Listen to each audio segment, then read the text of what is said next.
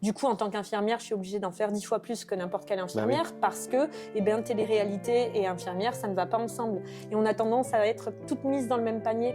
À savoir que nous, on était saines à l'époque, les filles de télé-réalité. Mais maintenant, c'est un peu du n'importe quoi. Oui. Les filles couchent avec tous les mecs de la saison et on est un peu considérées comme des salopes, pour parler vulgairement. Et donc, ça ne va pas avec le métier d'infirmière. Les gens ont du mal à imaginer que je puisse être infirmière. Je vais rencontrer un garçon et le problème, c'est qu'aucun n'aura le même profil, mais ce sera finalement toujours soit des pervers narcissiques, soit des manipulateurs, soit des profiteurs. Je sais pas, j'ai un problème, je le sais, hein, je suis d'ailleurs suivie, parce que suite au décès de mon papa, suite à mon accident de voiture, suite au coup que j'ai reçu, j'ai été obligée au bout d'un moment de me remettre à la médecine et à la psychologie. Donc je suis suivie par un psychiatre, je suis suivie par une psychologue, pour essayer de comprendre pourquoi et pour essayer surtout de me reconstruire. Donc je ne sais pas encore le pourquoi du comment, puisque par rapport à ma notoriété, moi, c'est sans cesse en fait les critiques. Donc c'est par rapport à cette notoriété que j'ai tendance à dire ça. Ça devient insupportable à un moment donné d'entendre les gens nous dire t'es moche, t'es moche, t'es moche, t'as ça qui va pas, t'as fait de la chirurgie, t'as fait ceci, t'as fait cela. Donc pour avoir la paix, ouais, j'aurais préféré être morte belle que vivante et moche. Parce que au bout d'un moment, c'est insupportable le jugement des gens. Surtout quand on n'est pas bien dans sa vie. Moi, il y a un certain nombre de... Alors, du coup, Marie, après la visite, on va revenir un petit peu sur ta descente aux enfers, l'après-Secret. Déjà, on va parler de l'argent. Oui. Ok, donc tu as gagné beaucoup d'argent grâce à Secret? Beaucoup d'argent. Disons que c'est un bon coup de pouce. C'est pas le million non plus, mais c'est un bon coup de pouce, c'est un bon point de départ dans la vie, quoi. Parce que tu as pris déjà 100 000 € du gagnant. Oui. Ensuite, voilà, tous les tournages. 150 000. Tu as fait des fausses paparazzades. Oui. J'ai entendu 30 000 € Oui. avec Géco. Oui. D'ailleurs, vous avez eu une aventure après? Oui, on a eu une aventure avec Géco. Ouais. Donc, vraiment, c'était une vraie paparazzade. Petit scoop. Oui, ça s'est transformé en vraie paparazzade. Ouais. Incroyable. Il y a d'autres personnes comme ça du milieu, d'ailleurs, avec qui tu as eu des aventures qu'on ne sait pas, par exemple ou... Par le tentateur de l'île de la tentation, non, je n'ai pas eu d'aventure avec d'autres personnes de la télé-réalité. Non, c'est Géco. Oui, Géco, mais je l'aimais bien. J'avais été un peu déçue d'ailleurs dans la villa, que ce soit une mission, pas dans la villa, mais dans Secret Story, il avait une mission. Ah ouais, il me plaisait vraiment? J'avais été déçue. Je le trouvais, c'est pas qu'il me plaisait physiquement, c'est qu'en fait, je sais pas, il a quelque chose, Géco. Ah ouais? Il a vraiment quelque chose, quelque chose. Ouais, j'avais Après, beaucoup c'est pas trop tard, je sais pas où t'en es. Non, c'est vraiment le passé, mais pour dire que c'est vraiment quelqu'un que j'ai beaucoup apprécié et pour qui j'avais vraiment. Vous étiez en guerre, je crois. Attention, vous étiez en guerre. On était en guerre, mais je l'aimais bien, mon Géco. Ouais, j'aimais beaucoup. Ouais. C'était un bon garçon. Ouais. Super. Et du coup, tu as gagné un peu d'argent sur les anges, etc. Mais qu'est-ce que tu en as fait de cet argent? Je l'ai investi dans ma maison. Ok, dans ta maison. Voilà. Donc, tu as acheté une maison. Oui, je suis propriétaire au bord de la mer. Au bord de la mer, super. Voilà. C'est bien, tu as investi. Et puis ensuite, tu as fait un petit peu des placements de produits Non, à mon époque, il n'y avait pas de placement de produits. Et puis, comme disait maman tout à l'heure, j'ai un peu perdu tous mes contrats. Donc après, on ne s'est plus intéressé à moi réellement pour les placements de produits, à part par exemple pour les vêtements de seconde main avec Nicolet. Mais sinon, et puis je ne suis pas du style à tout accepter non plus. Moi, il faut que j'ai testé avant. Je peux pas mentir aux gens. Ok. Voilà. Et puis, avec mon métier d'infirmière, faire des vidéos toute la journée, j'ai pas forcément le temps, quoi. Ouais, parce que parce que t'as pas spécialement profité de ta notoriété sur les réseaux pour faire du placement de produit. Et puis avec Facebook, comme tu disais tout à l'heure, il y avait que Facebook. Moi, il y avait pas Instagram, il y avait pas TikTok. Donc moi, j'étais très peu sur les réseaux sociaux. Nous, on est d'une génération où je sais même pas toutes les fonctions que je peux avoir sur mon téléphone. D'accord. Donc, tu es retournée dans ta carrière d'infirmière. Oui. D'ailleurs, au travail, ça devait être l'horreur parce que les gens te reconnaissaient, qu'ils devaient te juger.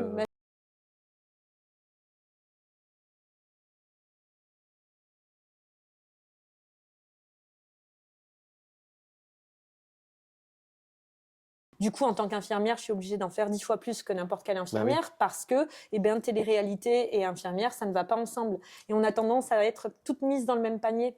À savoir que nous, on était saines à l'époque, les filles de télé-réalité. Mais maintenant, c'est un peu du n'importe quoi. Les filles couchent avec tous les mecs de la saison et on est un peu considérées comme des salopes, pour parler vulgairement. Et donc, ça ne va pas avec le métier d'infirmière. Les gens ont du mal à imaginer que je puisse être infirmière. Donc, c'est très compliqué et ça m'a vraiment desservi dans mon travail. Et aujourd'hui, tu es toujours infirmière ou pas? Je suis toujours infirmière, oui. Tu exerces J'exerce, oui. D'accord, parce que j'avais cru entendre que tu avais eu des problèmes avec... J'ai eu des problèmes, oui, effectivement. J'ai eu des problèmes, on m'a fait des problèmes qui n'étaient pas qui n'était pas avéré, mais on m'a fait des problèmes. J'aurais pu effectivement perdre mon boulot d'infirmière. Tu l'as pas perdu, tu exerces toujours en tant qu'infirmière. J'exerce toujours en tant qu'infirmière. D'accord. Qu'est-ce que je vais te dire d'autre? T'as pas de difficultés financières en ce moment? On va dire que je suis tombée sur des garçons qui m'ont trompée. Ouais. Normalement, c'est les filles qui. Bon, bref, la petite image, je suis rigolote, Oui. tu sais toujours que Oui, j'ai souvent des on images pense un que peu. les femmes Non, mais j'ai sont des des images michetons. tordues, c'était pompé pour autre Non, chose. mais je vois, souvent on pense Non, que. mais- Ah, tu penses à quoi, dis-moi? Bah, pomper, le Ah côté. oui, pomper, Voilà. ah oui, Bon, ça y est, pardon, marqué. ça c'est mon côté, j'ai toujours Non, mais des tu peux, idées un non, peu, mais voilà. Bah, tu sais que je suis pleine de conneries maintenant, je tu l'as sais, compris. avec les... Mais on va dire que je suis tombée depuis la télé-réalité essentiellement sur des garçons qui se sont imaginés qu'avec moi, il allait y avoir de l'argent. Donc le peu d'argent qui me restait et que j'avais et que j'ai pu avoir grâce à mon métier d'infirmière, on me l'a pris. Et ça a été un petit peu la descente aux enfers financièrement. Parce qu'en fait, pendant un temps, ce n'était plus moi qui gérais mes comptes. Ce n'était plus moi qui avais la vue sur mes comptes et qui gérait avec les comptables. Donc en fait, la personne avec laquelle j'étais à cette époque se servait de l'argent non pas pour payer des charges, mais pour se faire plaisir. Ah oui. Donc j'ai eu de très mauvaises surprises quand je me suis séparée. En fait, parce que les impôts n'étaient pas payés, les charges n'étaient pas payées, et ça a été une vraie descente financière, une vraie descente aux enfers financièrement pour moi. Oui, en fait, on pense que souvent c'est des femmes qui ont tendance à michetonner, mais en fait non, il y a beaucoup d'hommes qui michetonnent. Et toi, vu que tu étais Marie-Gareth et que tu gagnais Secret Story, tu avais beaucoup d'hommes qui ont profité de toi. Mais comment on en arrive à ce qu'on profite de toi comme ça Eh bien, je pense que c'est le syndrome de l'infirmière, en fait. Je vais rencontrer un garçon, et le problème, c'est que aucun n'aura le même profil, mais ce sera finalement toujours soit des pervers narcissiques, soit des manipulateurs, soit des profiteurs. Je sais pas, j'ai un problème, je le sais, hein. Je suis d'ailleurs suivie, parce que suite au décès de mon papa, suite à mon accident de voiture, suite au coup que j'ai reçu, j'ai été obligée, au bout d'un moment, de me remettre à la médecine et à la psychologie. Donc, je suis suivie par un psychiatre, je suis suivie par une psychologue, pour essayer de comprendre pourquoi et pour essayer surtout de me reconstruire. Donc, je ne sais pas encore le pourquoi du comment, puisque j'ai été choyée, hein, donc ça peut pas venir de mon enfance. Après, je sais que je suis très dans la spiritualité, donc je vois aussi des magnétiseurs, et je sais par une magnétiseuse que du côté de ma maman, il y a eu beaucoup d'abandon. Et donc l'abandon que ma maman a pu subir de son côté à elle par rapport à sa famille, ça aurait des répercussions sur moi. Et ce syndrome de l'abandon pourrait me faire faire les mauvais choix. Oui.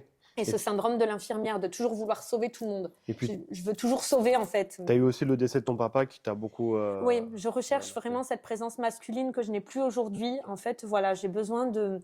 Et pourtant, je ne choisis pas du tout des hommes qui ressemblent à mon papa, paradoxalement parlant. Si je choisissais des hommes qui ressemblent à mon père, je crois que je serais la plus heureuse du monde aujourd'hui. Je vais toujours totalement à l'opposé de ce qu'était mon père. Ouais, tu vas vraiment tu te diriges vers des gars toxiques. Toxiques, des personnes absolument toxiques. Et comme je te dis, elles peuvent être toutes différentes, elles peuvent venir de tous les milieux sociaux, elles peuvent avoir des éducations différentes, un intellectuel différent, un physique différent. Ce sera toujours cette toxicité, la même toxicité. Oui. Alors, est-ce que c'est moi qui amène la toxicité, ou est-ce que c'est des personnes qui sont déjà comme ça? Parce qu'on sait que ces personnes-là vont être attirées par des filles comme moi, des filles qui sont seules. Ouais. On va dire que je suis seule, ma famille habite à des centaines de kilomètres de moi, j'ai plus de papa, donc je suis une proie facile, on va dire. Je suis une proie facile, et comme je suis du genre à m'apitoyer sur le sort des gens, oh, peu cher, oh bah t'as pas d'argent, ah bah c'est pas grave, c'est moi qui vais payer. Voilà. Donc en fait, ouais, j'ai élevé 3 enfants pendant 3 ans, j'ai assumé une famille de 5 personnes pendant 3 ans, mais pour moi c'était tout naturel en fait. Ouais, t'es quelqu'un en fait de généreuse, tu donnes sans compter quand tu aimes. Voilà, exactement. Sans me rendre compte qu'il peut y avoir du profit derrière. Pour moi, j'ai pas été élevée là-dedans, donc pour moi c'est pas possible que l'humain soit méchant. Tu penses être toi-même toxique ou pas? Justement, tu te poses la question. Je me suis demandé si j'étais toxique, et je pense que du fait, en fait, c'est le syndrome du victime, bourreau, sauveur. Et je pense que chacun, à un moment donné dans sa vie, a ce rôle-là. Moi, je sais qu'à des moments, je suis un peu bourreau avec ma mère. Je sais que je suis pas très gentille avec ma maman. Donc, je sais que je vais avoir les différents rôles. Et je pense que je peux avoir une toxicité aussi. D'accord. Pas au point d'être perverse narcissique, parce que le pervers narcissique ne se remet pas en question. Donc ça, j'ai réglé ce problème-là de mon côté, parce que pendant un moment, je me suis demandé si c'était pas moi la perverse. Donc j'ai répondu à cette question aujourd'hui, à savoir non, mais je sais que forcément, il y a un problème chez moi, ça vient pas des autres. Mais pour toi, c'est quoi un pervers narcissique? Parce que vous êtes beaucoup à l'employer, ce mot, qu'est-ce que ça veut dire? Pervers narcissique, c'est quelqu'un en fait qui vous ronge jusqu'au bout, qui vous prend votre personnalité, qui vous ronge, qui vous isole de vos proches, et qui vous dépersonnalise complètement. D'accord. En fait. Et qui vous fait croire que vous êtes moins que rien ou un moins que rien.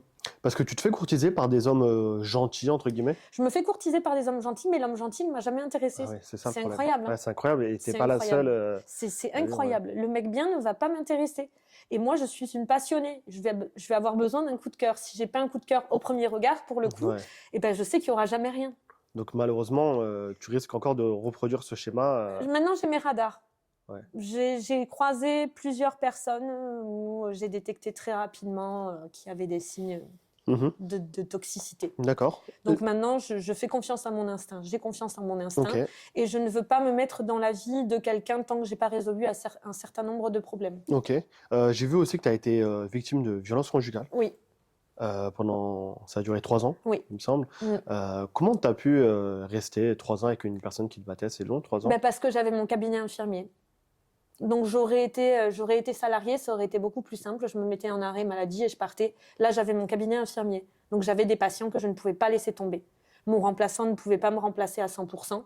Donc j'avais mon devoir d'infirmière. Je devais être là pour mes patients. Donc je ne pouvais pas m'en aller comme je voulais. Mais tu pouvais quand même prendre un appartement de location, non? Ils ne m'auraient pas laissé tranquille. Ouais. Ils ne m'auraient pas laissé tranquille. Donc, c'était impossible. Il fallait que je quitte les lieux, il fallait que je quitte la ville. Il fallait, ouais. Donc, donc tu as plus eu peur. Oui, j'ai eu peur. J'ai mis beaucoup de temps pour partir. C'était pour ma sécurité, pour celle de mes patients, pour ma famille et pour les personnes que j'avais dans mon cœur. Alors, Marie, au niveau des statistiques, une femme sur 3 meurt des coups de son compagnon. 200 000 femmes chaque année sont victimes de violences conjugales. Quel conseil aimerais-tu donner à ces femmes qui veulent s'en sortir? Je sais que c'est très difficile de s'en sortir. Je m'en suis sortie, alors n'importe qui peut s'en sortir. Il faut fuir à partir du moment où il y a les premiers coups, à partir du moment où il y a les premières insultes, il faut fuir. Voilà. Moi, ça n'a servi à rien finalement. J'ai essayé de protéger mon cabinet infirmier pour au final le perdre là-bas. Puisqu'à l'Est, j'ai perdu mon cabinet infirmier, j'ai été obligée d'abandonner mes patients. Donc j'ai mis 6 mois à essayer de faire les choses correctement pour au final, malgré tout perdre. Alors, il ne faut pas se poser une seule seconde la question. Il faut partir. Elles ne sont pas des moins que rien. N'importe qui a le droit d'être respecté. Tout le monde est beau. Il n'y a pas une personne à qui on peut dire qu'elle est moche ou qu'il est moche. La beauté, c'est quelque chose de très subjectif. Voilà, c'est pas l'extérieur qui fait une personne, c'est l'intérieur. Et on n'a pas le droit d'être diminué, on n'a pas le droit d'être maltraité. Personne, même quelqu'un. Aucun individu, même le pire des individus, ne peut être maltraité et ne peut être dénigré en fait. Voilà, c'est interdit.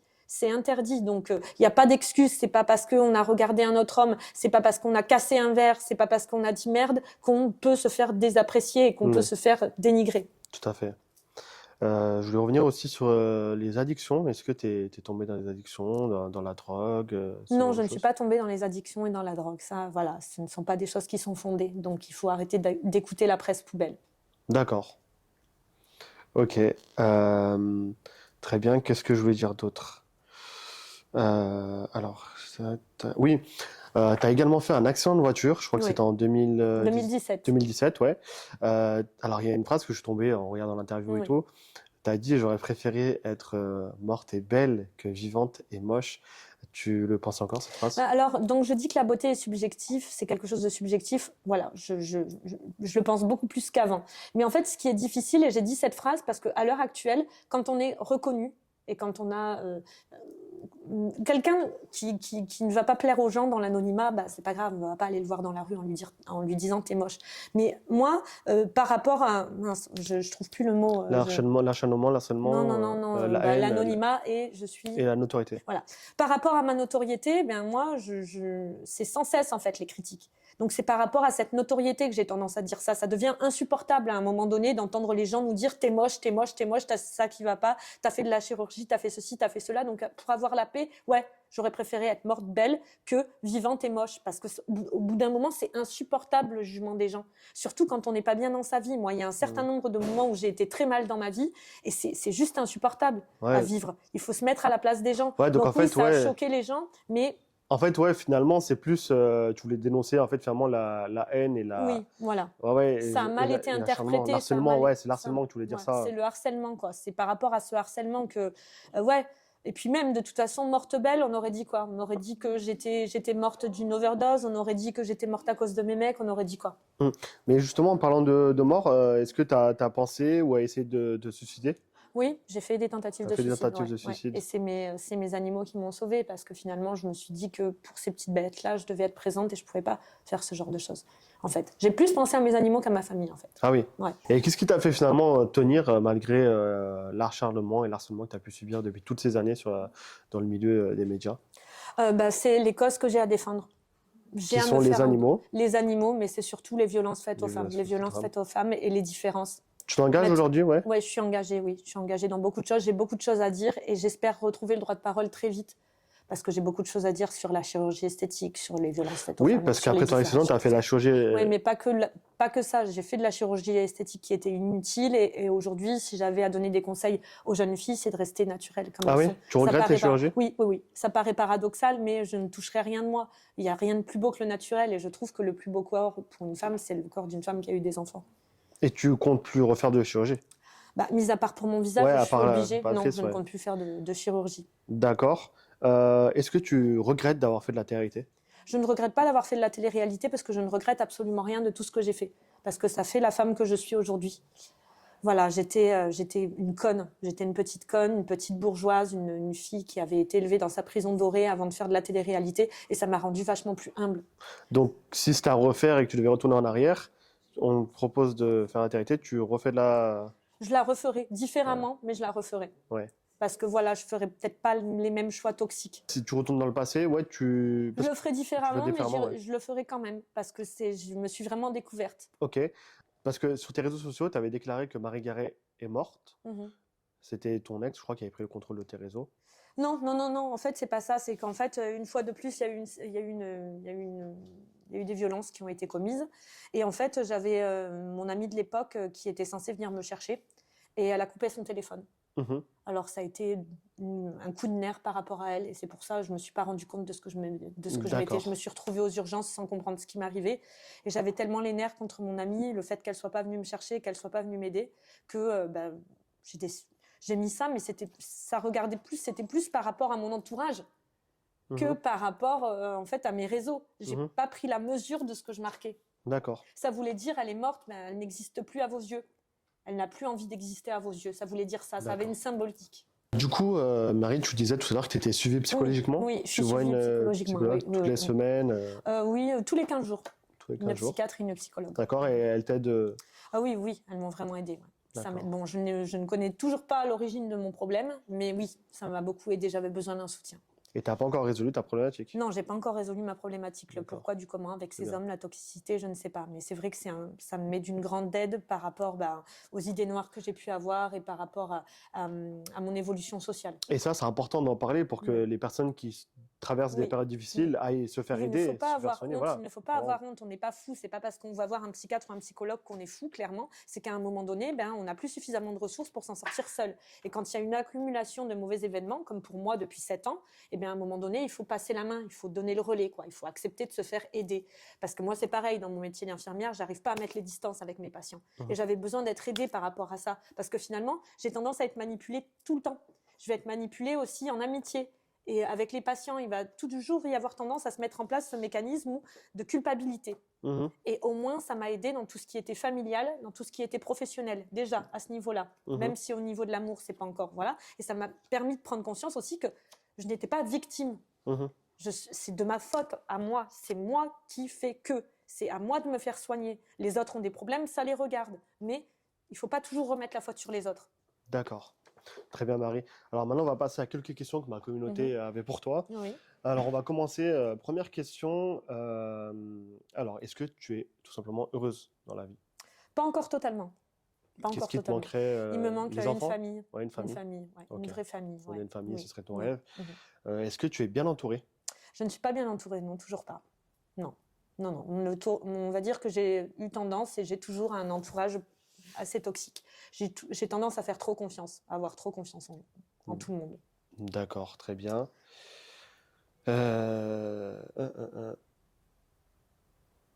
Après, c'est vrai qu'on avait déjà répondu aux autres questions. On a déjà répondu projet enfant, regrette-t-elle, problème résolu, qu'est-ce qu'elle a En vérité, ouais, on a déjà posé la question. Bon. D'accord, ok, Marie, merci d'avoir. Et pour les autres questions, il me semble qu'on y a déjà répondu. On y a déjà répondu. Quoi, alors en fait, du coup, ouais, je voyais, en fait, on demandait si tu regrettais la télé-réalité, donc je t'ai demandé, projet enfant, oui. Est-ce que les problèmes sont résolus avec tes addictions? Tu as dit que tu n'avais pas d'addictions. Non. Voilà. Quels sont justement tes projets pour la suite? Qu'est-ce que tu as envie de faire? Continuer dans mon boulot, peut-être me spécialiser. Peut-être m'orienter vers la kinésithérapie ou la kinésiothérapie, qui est plus spirituelle, voilà. Donc, parce que je pense que je suis arrivée au bout de ce que je pouvais faire dans mon travail infirmier. Voilà, ça devient un petit peu routinier. Et puis, je vais pas trop dans le sens des nouvelles méthodes qui sont employées pour soigner les gens. J'ai un peu l'impression de mentir aux patients en utilisant des thérapies médicales ordinaires. Donc, j'ai envie de passer sur quelque chose de plus spirituel parce que pour moi, la maladie, ça vient de la tête, ça vient pas du corps à la base. Bon, ça, on pourrait en faire des débats. Et puis fonder une famille. Un peu moins me consacrer à mon travail, mais plus me consacrer à ma vie personnelle et à la famille. Voilà. Surtout, c'est le plus important pour moi. Je pense que, j'ai pu tout m'offrir dans ma vie, mais il me manque l'essentiel, en fait. Il me manque l'amour, il me manque un enfant et une vraie famille. Au niveau des médias, est-ce que tu aimerais revenir, par exemple, sur le devant de la scène? Ça ne me dérange pas de revenir sur le devant de la scène, mais pour des choses vraies. Pour des choses vraies, pour des choses utiles, pour des choses engagées. Voilà, pas pour des choses futiles. D'accord. Voilà. Au niveau de l'actu, est-ce que tu sais un peu ce qui se passe dans le monde? Oui, je sais ce qui se passe dans le monde et je suis très déçue de tout ce qui se passe dans le monde. Je suis très peinée par ce qui se passe dans le monde. Bon, malheureusement, on ne peut pas rentrer dans des débats sur lesquels je pourrais m'exprimer parce que là n'est pas le sujet. Mais j'ai des idées bien arrêtées sur un certain nombre de choses et je suis très déçue de la tournure que prend le monde. Très bien. Bon, en tout cas, Marie, je pense qu'on a bien fait le tour. Oui. On a passé vraiment un super moment. Oui, j'ai adoré. Très agréable. Moi aussi, j'ai beaucoup aimé. On s'était jamais vu avant et là, c'est une belle rencontre. Belle rencontre, c'est vrai. J'ai hâte de faire un petit barbecue avec plaisir, dans ta villa. Tu viens quand tu veux. Et notre caméraman aussi, avec plaisir. Voilà, je pense qu'on peut devenir vraiment amis. Oui, je pense aussi. Mais tu m'as pas vu dans mon plein de conneries, parce que là, je suis restée un petit peu sage, mais bon. C'est vrai, il fallait aborder des sujets sérieux. Oui, il fallait aborder des sujets sérieux. Peut-être une petite interview un peu plus rigolote la prochaine fois. Bah oui, on fera, je sais pas, on fera des trucs, ouais. Oui. Et qu'est-ce que je veux te... On fera des trucs. Quoi Non mais ouais, c'est pas ce que tu penses. Non, mais j'y peux rien, j'ai les idées. De toute façon, moi je t'explique, Marie, moi je suis avec gentil. Je pense que moi je suis quelqu'un de gentil aussi. Oui, je sais que t'es gentil, mais sauf que toi t'aimes pas les gentils. Ah bah oui, c'est vrai. T'aimes pas, voilà. Oui, moi je suis pas quelqu'un de toxique. J'aime que les méchants, mais je sais pas, je peux révéler une toxicité chez toi. Tu penses? Vous pensez que je suis toxique ou pas en vrai? On connaît jamais les gens. Ah, donc en fait, non, mais je me demande si des fois, c'est pas de ma faute. En fait, je me demande si c'est pas moi qui révèle la toxicité chez les gens, tu sais. Je suis tellement chiante, tu vois. Je suis tellement... Ah ouais. Mais en vérité, non, franchement, moi, je suis quelqu'un de normal, tu vois. J'ai ma petite vie. Je pense que tu vas t'ennuyer avec moi, la vérité, tu vas t'ennuyer. Bon, bah, écoute. Et puis, je suis même pas sûr d'être ton style de gars. Je suis trop classique. Moi, j'ai pas de tatouage. Je suis... Ce n'est pas la beauté, ce n'est pas le style qui compte. Ah ouais, toi, t'as pas de style de gars, genre? Non, j'ai pas de style de gars. Non, c'est vraiment ce que je veux ressentir chez la personne, c'est le feeling. Voilà. Le feeling? Le feeling. D'accord. Ok, ça va. Ok. On a un bon feeling en tout cas. Après. Non mais moi, mon cœur est pris, attention. Hein. Justement, je voulais te demander. Je ne rentre pas dans les détails. Ça a trop impacté ma vie précédemment. Ton cœur est pris. Oui, je préfère rester dans le flou. Voilà. Le cœur de la personne est prise aussi ou pas? Je ne sais pas. Je pense que oui. Quoique ça m'est déjà arrivé d'aimer des personnes qui ne savaient même pas que je les aimais. Mais bon, ça, c'est Marie et son côté fleur bleue. D'accord. Mais non, je pense que c'est réciproque. Bon. Voilà. Est-ce que tu as un dernier mot de la fin à nous dire, Marie? J'espère que vous avez apprécié ma chatte.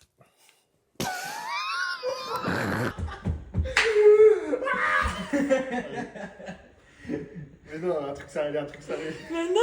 Ah là là. Un truc sérieux. Mais non, mais. Non, très bien placé. Mais viens, on finit sur un message d'amour aux gens. Viens, sur un truc positif. Cessez vraiment de vous battre, cessez de vous détester, cessez de vous critiquer. Je sais que bah, voilà, c'est pas moi qui vais amener la paix sur la terre, mais arrêtez quoi, peace and love. Et, pour de vrai, moi je suis vraiment pour les bonnes choses et pour que les gens s'aiment et pour que tout ça s'arrête, quoi.